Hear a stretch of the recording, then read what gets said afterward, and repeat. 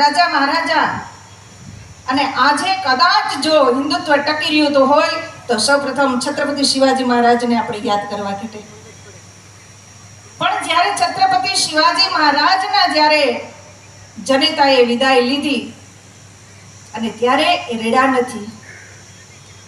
જ્યારે એમને અંતિમ સંસ્કાર કરીને આવ્યા અને જ્યાં રાજમહેલની અંદર પગ મૂક્યો અને જ્યાં નજર કરી કે જે ખંડની અંદર પોતાની જનેતાનો જ્યાં પલંગ રહેતો હતો આજે એ ખૂણો ખાલી દેખાણો અને ત્યારે છત્રપતિ શિવાજી મહારાજ ધ્રુસકે ને ધ્રુસકે રડવા લાગ્યા છે. અને ત્યારે કોઈએ આવીને કીધું કે મહારાજ તમારી આંખમાં આંસુ, આવું તમે એક સમ્રાટ છો, તમે મહારાજા છો, તમારી આંખમાં આંસુ અત્યારે ન શોભે.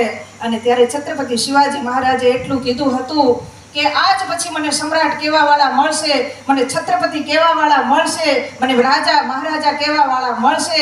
પણ અડધી રાતે જ્યારે હું પ્રવેશ કરતો અને ત્યારે મારી માં એટલું કહેતો કે શિવો આવ્યો, આજ પછી હવે મને એ શબ્દ નહીં સંભળાય.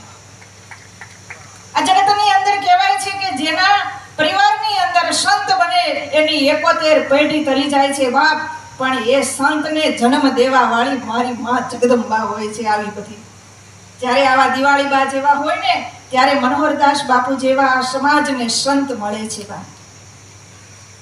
તો સંત હોય પણ એને જ્યારે આવી જનેતા સંતોને જન્મ આપે ત્યારે આ સમાજની અંદર એક સત્કાર્ય કરવા માટે, વિશ્વના કલ્યાણ કરવા માટે થઈ અને એવી ભદ્ર ભાવના ધરાવતા સંતો પણ એને જન્મ દેવા વાળી તો માં છે. અને એટલા માટે જ કવિ બોટાદકરે પણ લખવું પડ્યું છે કે મીઠા હે મધુને મીઠા મે હુલારેલો, એથી મીઠી છે મોરી માતરે જનનીની, હે જોડ સખી નહીં મળે રેલો. મારા વક્તવ્યને વિરામ આપું છું. ઓમ નમો નારાયણ.